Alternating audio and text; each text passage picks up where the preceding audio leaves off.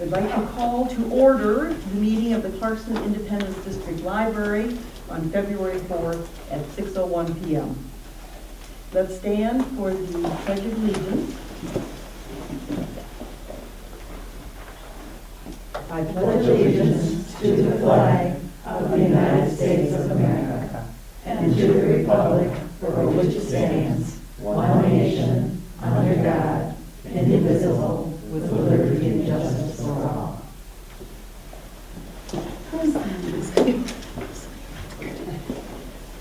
Ms. Meredith, please call the roll. Michelle Ginn. Here. Mary Newberg. Here. Evan Markarian. Here. Allison McFadden-Kiesling. Here. Jean Molson. Here. Marilyn Pomeroy. Here. Kay Robertson. Here. Julie Merican. Okay, thank you.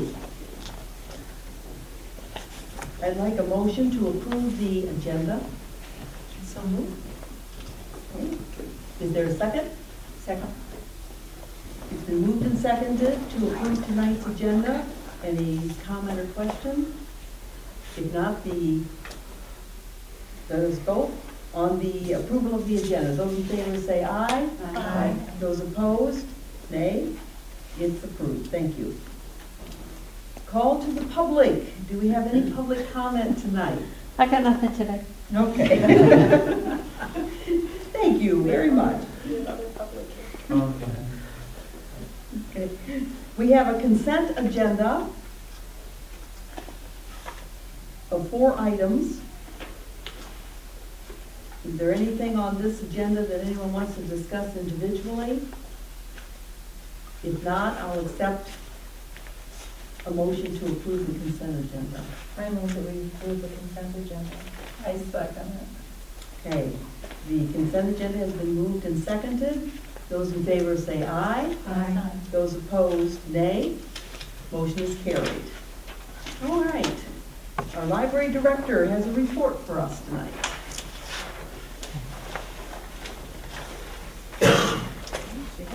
I have a copy. You need a copy of your report. I have it sitting right here, just.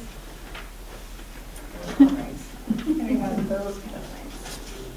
Oh, no, it's here. I'm sorry. Okay. Wanted to make sure you had one. Okay, so the first thing on the director's report is the establishment and transition of the library.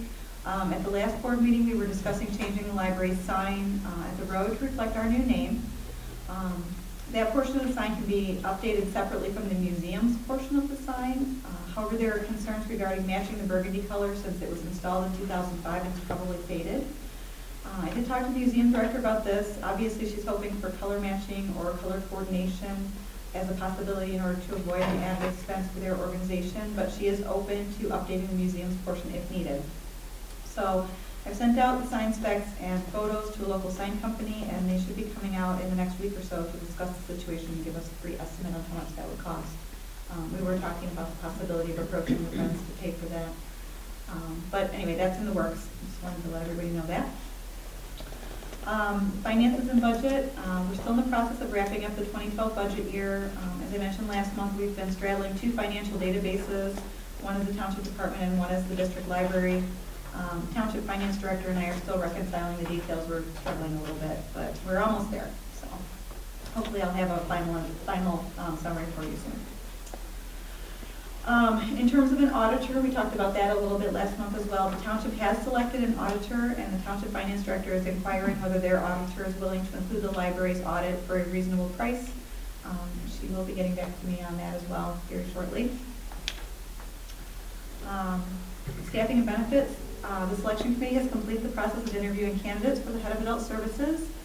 We conducted 5 interviews. The recommendation is on the agenda for the board review and approval this evening. I think the selection process really went very well, and I do want to thank Michelle Ginn and Marilyn Pomeroy and Bill Owen for their hard work on this project. It was, I think it went very smoothly. It was good. As discussed at the previous meeting, I've been working on how to redistribute the workload since we had to eliminate a full-time position. On the agenda this evening is a restructuring plan, and I would like to thank Allison McFadden, Kiesling, and Marilyn Pomeroy for assisting me with that process. Just an update, last month I let you know that our custodian was out on disability after unexpected surgery. She has returned, and she's doing well. This is actually her first day back.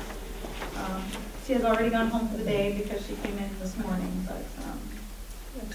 That's good. but anyway, she's back and she's doing really well, and we're pleased to have her back. She seemed happy to be back, too. The library's transition to ADP payroll service has been going smoothly. We have successfully completed 2 payroll cycles with minimal adjustments needed. I don't know if Debbie can speak to, it's not as hard as we thought it was No, going to be. it's not that difficult. It's been It really- really isn't. Yeah, we were a little worried, but They're very positive, and if you have a question, they'll walk you right through it. Excellent. the implementation specialist was there for our first payroll, our second payroll, and she said, now, do you want me there for the third payroll, or do you want to just call if there's a problem? So we decided we could probably handle being independent. We'll do the third one on our own and only call if we have a problem, because we had almost no problems the second time. The first one, we had a lot of questions and some things we had to make some adjustments on, but nothing serious. Okay.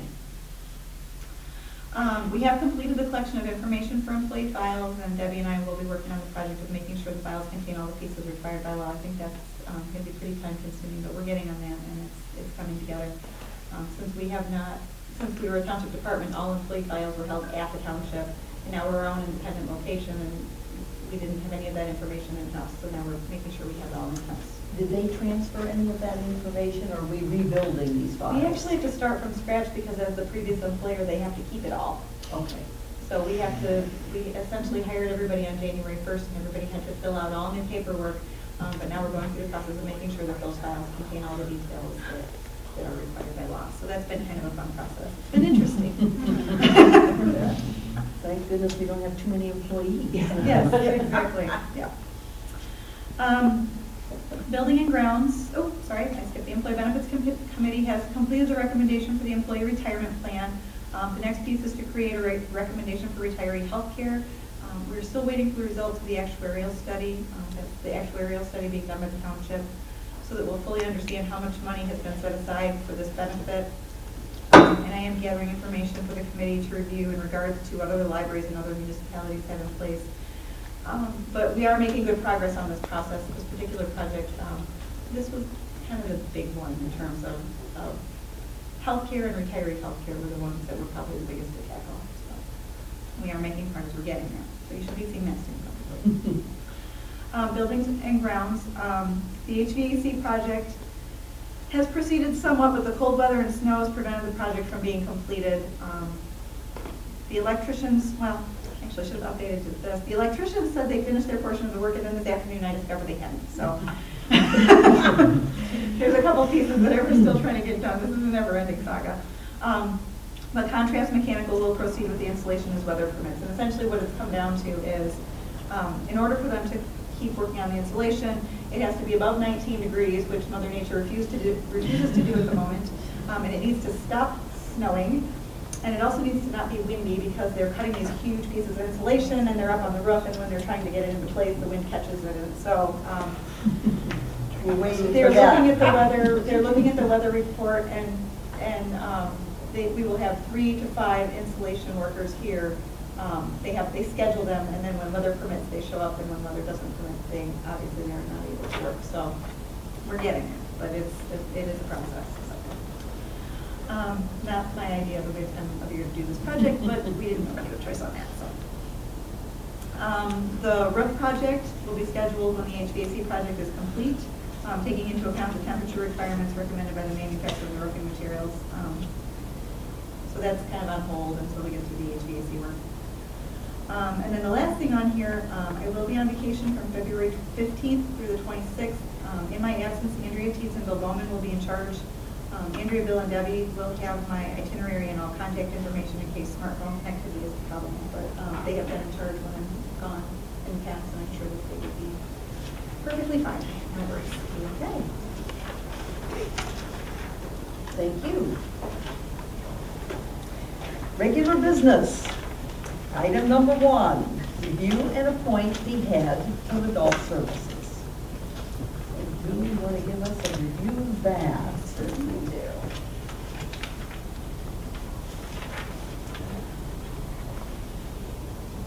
As discussed at the board meeting on January 7th, we received 34 resumes for our Head of Adult Services opening. The selection committee consisted of Marilyn Pomeroy, Michelle Ginn, Bill Bowman, and myself. We conducted 5 interviews, and the committee unanimously recommends Lawrence P. Marble. Included in your packet, you have the job posting and proposed offer and Mr. Marble's submission packet. Mr. Marble was easily the strongest interview. His skills are extremely well-rounded. He has extensive experience in libraries similar in size to ours and is very accustomed to doing a little bit of everything all the time, which is important how we work here.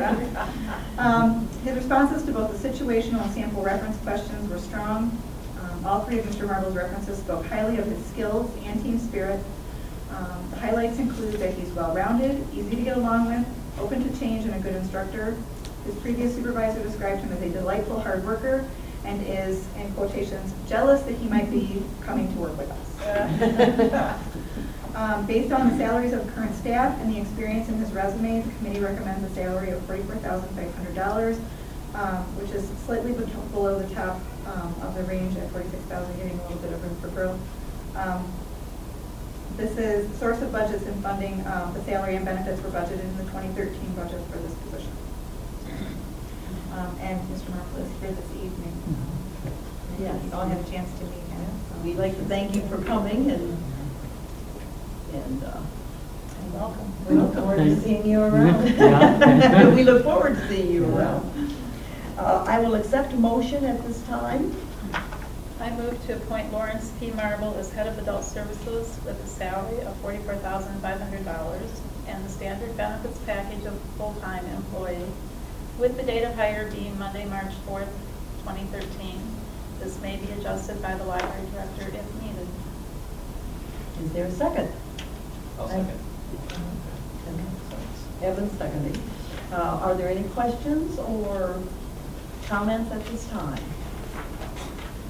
No, we'd like to thank everybody involved in the selection process. And those in favor of this recommendation, please say aye. Aye. Those opposed, nay. The motion carries unanimously. Welcome, Mr. Marble. Thank you. Looking forward to working with you.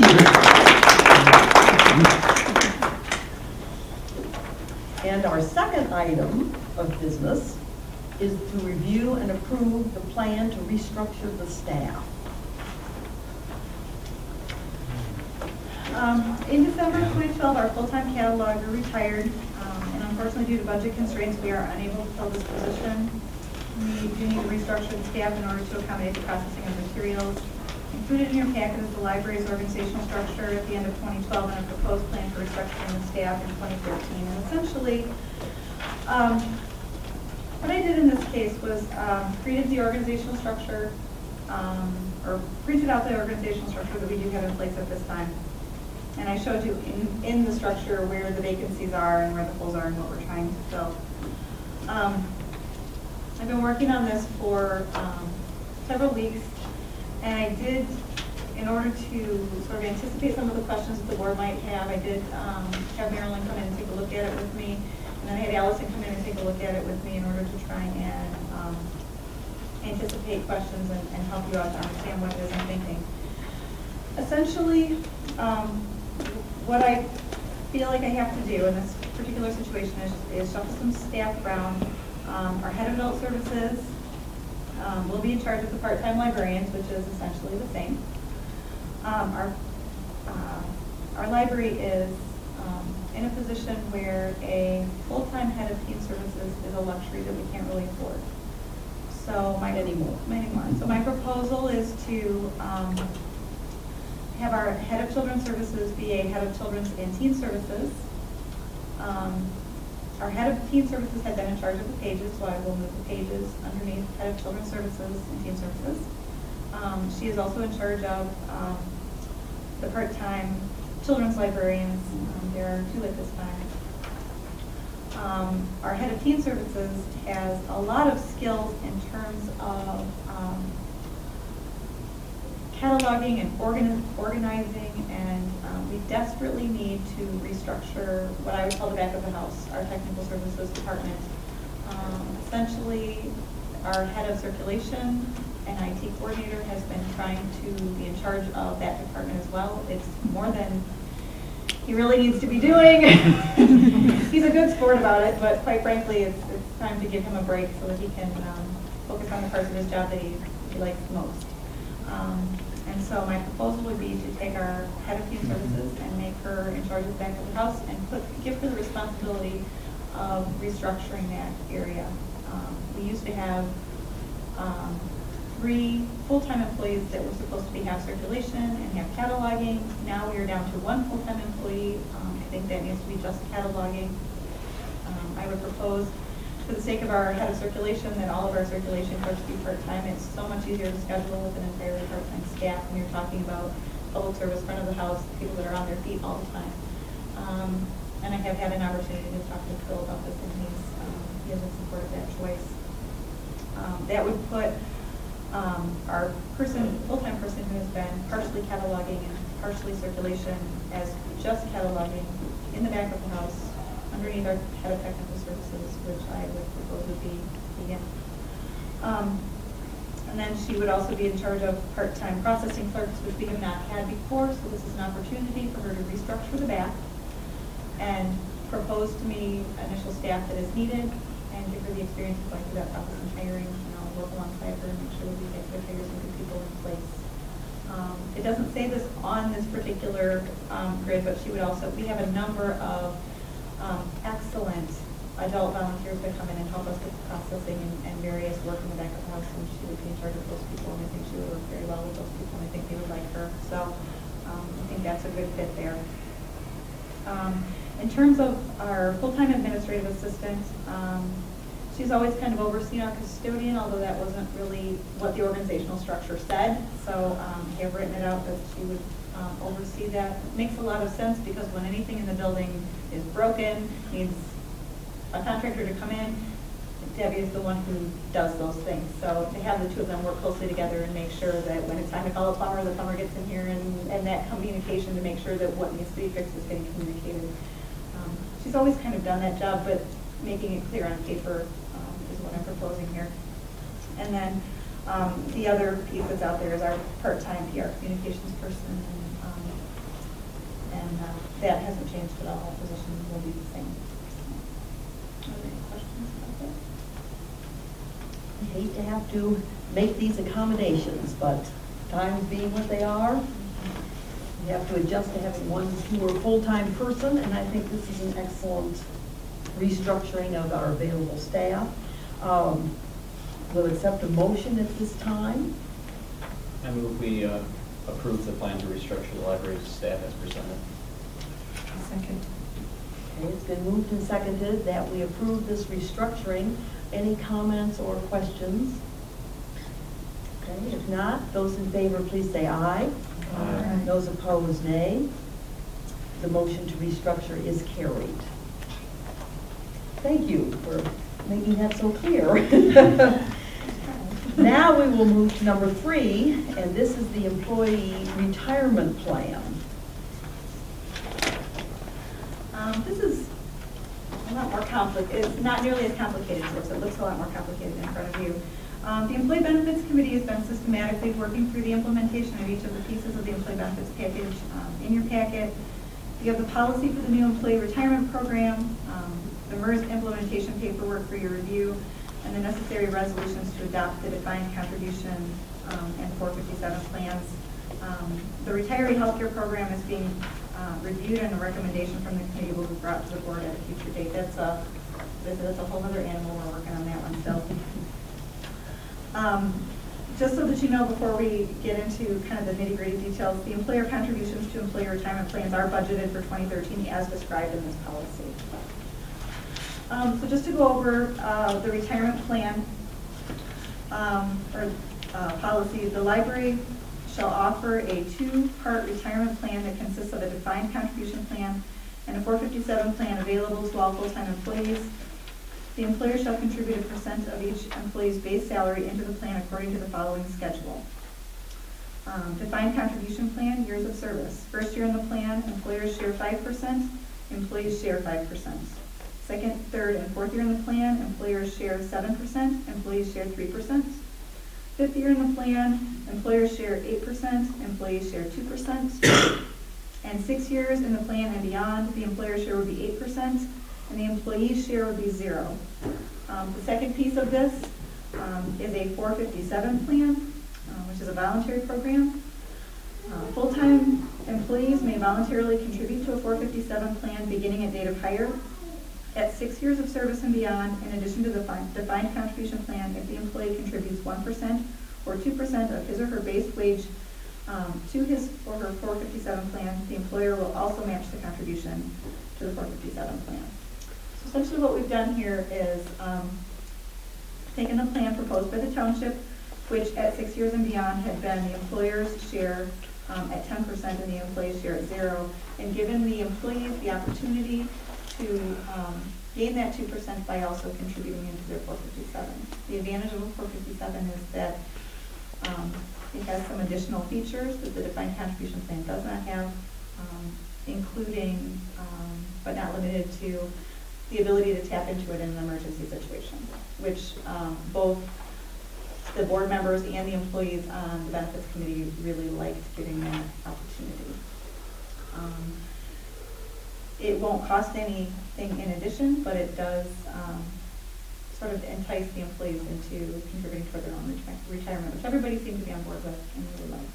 So, the paperwork that you're seeing in your packet, I'll go over that a little bit so that you understand. It's very, very thick, and the reason it is because the defined contribution plan had to have paperwork for each layer for that first year of the plan, second, third, and fourth year of the plan, the fifth year of the plan, and the sixth year of the plan. And then the 457 plan has its own paperwork as well. So I did give you a contents list of what you're looking at. There are 2 resolutions that need to be put into place this evening. The first one would be for the defined contribution. The second one would be for the 457. And then the last piece that the last piece that you need to make sure that you approve is the retirement plan policy, which is the piece I just verbally went over. It doesn't really matter what order they are in, but in terms of approval, but I put them in the order that made the most sense to me, which was approving the policy, approving the defined contribution, and then approving the 457 plan. Okay. So are there any questions? The board has read this packet, so we are familiar with the various pieces and have it in front of us. And like I said, it's not particularly difficult to understand. It just has a lot of pieces to it. Okay, are there any questions or comment about? Can one motion include all the approvals? 3 Well, motions. you can do an approval of the policy first, but then the 2 resolutions have to be a roll call vote. So it's actually 3 separate pieces that I'll make in order to make sure, because I do have to submit the actual approved board policy to MERS, and then I have to have the 2 resolutions that MERS provided as well. So, Called crossing the T's and dotting the I's. There's a lot. All right. All right, I move to approve the retirement plan policy as presented and authorize the library director to sign the necessary paperwork to implement the program through MERS. Is there a second? Okay, Allison seconds. Any question about the policy itself? Going by years? Okay, if not, all those in favor, please say aye. Aye. Those opposed, nay. Okay, the policy is approved. Now, for the second piece, can I have a motion on the resolution adopting the restated uniform defined contribution?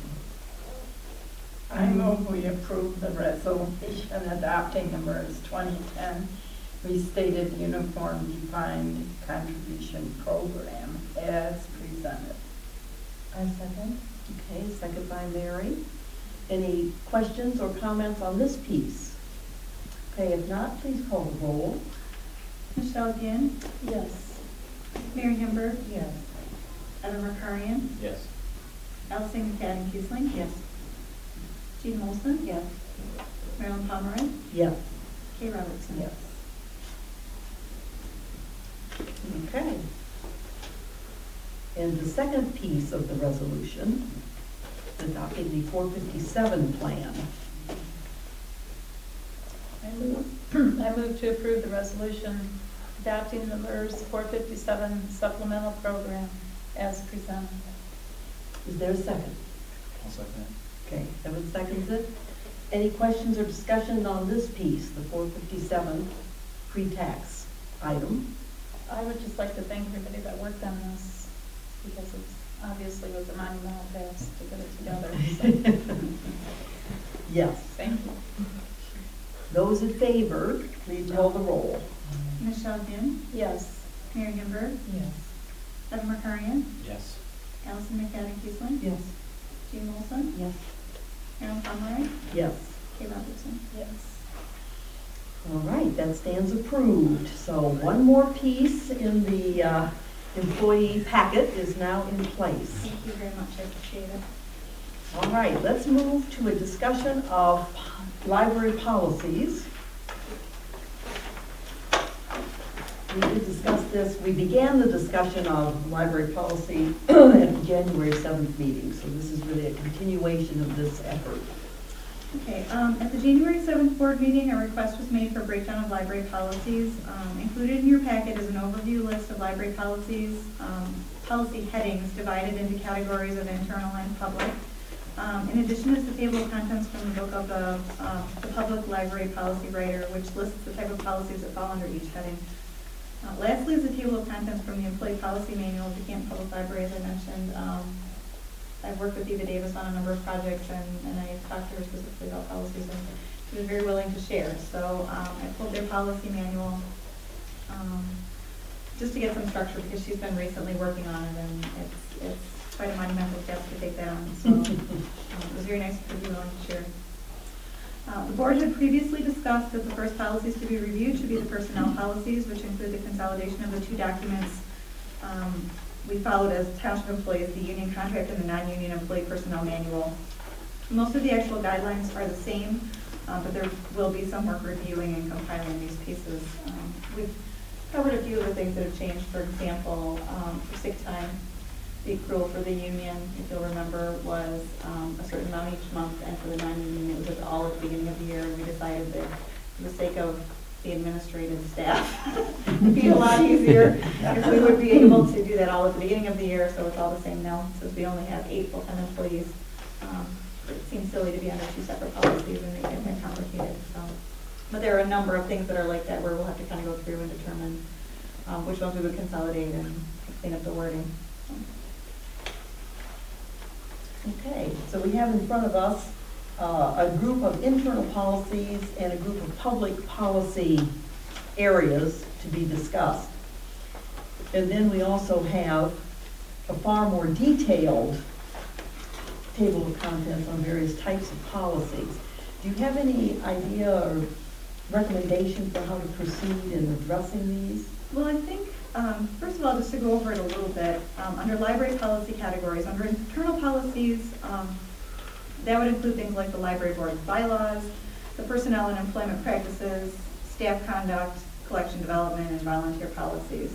I just want to point out right off the top, you already have your bylaws, so I can put a little check mark next to that. The personnel and employment practices, the Employee Benefits Committee has been helping you with that. We've been kind of working on it a little bit at a time. I think that one's going to be one that once we have the retiree healthcare figured out, that we can maybe work on this a little, or if the Employee Benefits Committee feels like that they have done their due diligence and they're ready to let someone else take over, an Employee Policy Committee could be appointed in place of that. We do have a collection development policy.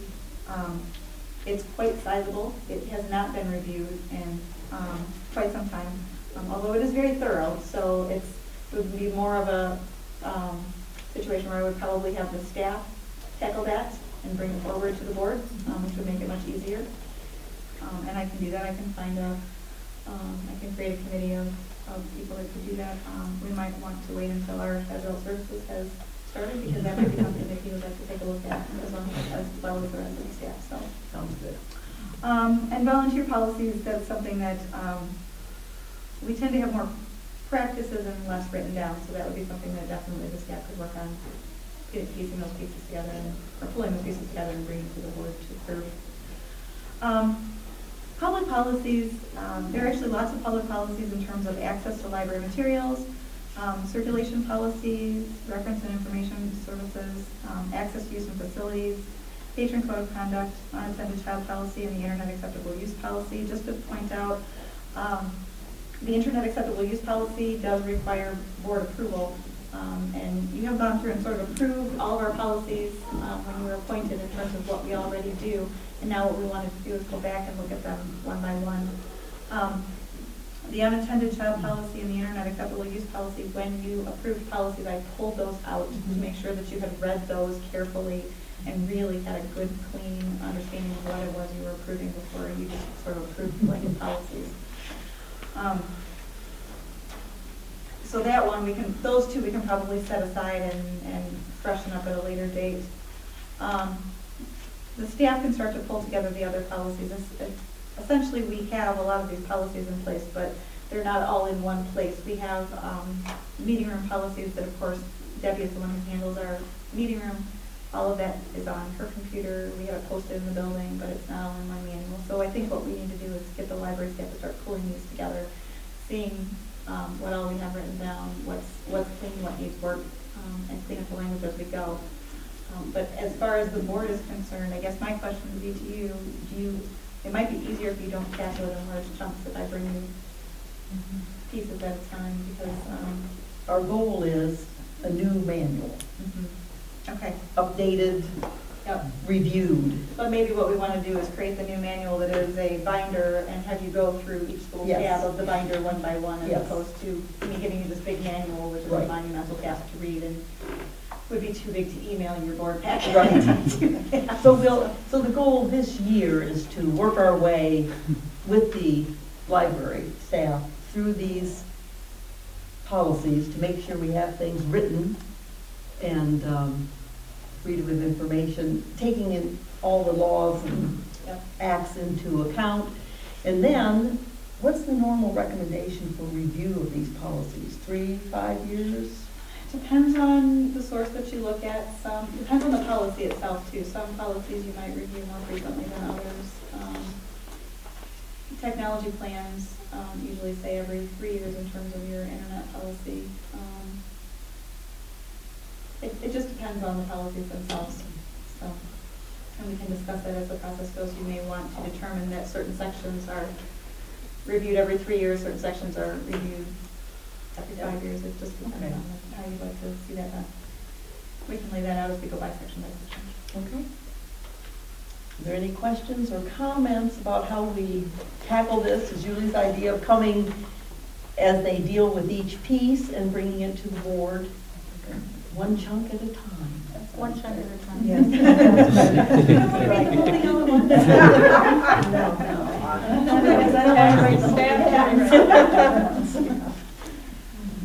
I think that sounds fine. If you wanted some advice, that sounds good, that we'll deal with this. Employment first. I heard some interest in collection development maybe when you were talking about, so maybe bring that one in second. That We'll was start with- fine. Okay. Do we have a staff conduct policy? It's sort of integrated into, Other areas. into the union contract and. Okay. It's all kind So of. really, it's part of personnel and employment practices. In this particular list, we broke it down into two categories, but in our, because I did this based on what this manual was suggesting, I was using that as my guide. But essentially, in our book, they're together in the same booklet, so I can bring those So together. that's good. So we're working our way through in the recommended internal policy Yep. format. All right. Is that enough for tonight? I think so. How does the employee benefits committee feel in terms of, is that something you want to work on? Is it something that you would like to? Yeah. Okay, I didn't know if you. What a role. I wasn't sure if I had warned you. Okay, very good. We'll start working on that. Okay, so we will have a combination staff and board member group, which will look at those things and bring them to the board. Okay. All right. That sounds excellent. Okay. And that is our last item on the agenda for tonight. Packets were were thick. So are there any other comments or questions before we entertain a motion for adjournment? I move to adjourn. We have a motion and a second to adjourn. All those in favor, please say aye. Aye. Those opposed, nay. The library board meeting is adjourned at 6:35. Thank you so much.